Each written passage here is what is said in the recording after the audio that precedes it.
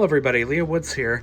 Today I'm going to be doing a basic demonstration of an alarm that I got a few months ago from Photoelectric Elevators. I haven't done a video on this guy yet.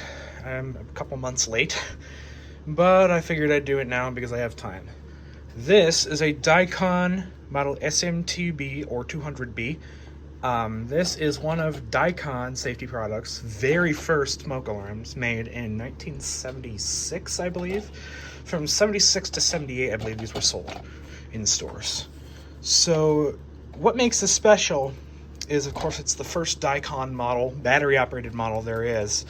But it bears resemblance to the later 200s, of course, in many ways.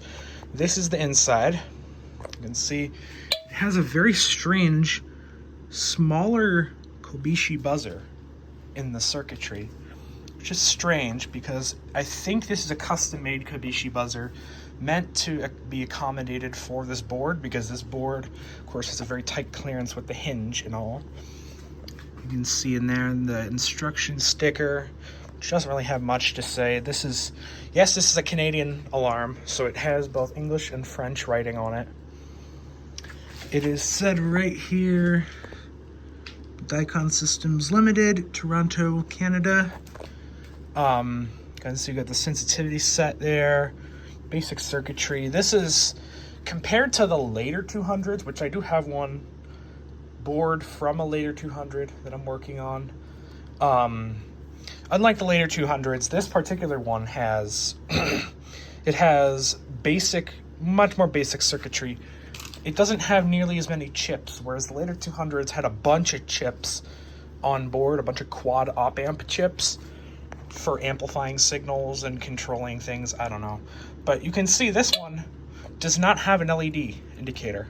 It does have a test button here, which I will test in a minute, but you can see there's a groove here for a lens to go, because this is pretty much just based on the, I think this is a budget model, honestly, because some 200s did come with, the later ones came with an LED indicator, but there was a hardwired model that I do not know the name of right now that used similar circuitry, except instead of having a battery powering it, it was a transformer, of course, and it had an LED indicator in here indicating that the alarm was on.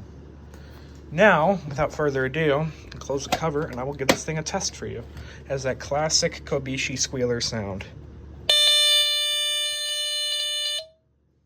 Now, the thing that's worth noting on this thing, if I let it run for a little bit longer, you'll hear that this pulse is similar to the Westclock's smoke alarms of the 70s. I'm going to demonstrate that.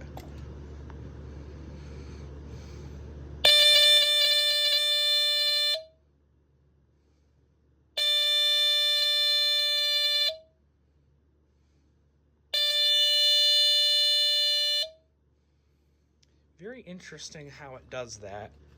A lot of the time, the later 200s, from what I know, sounded in continuous.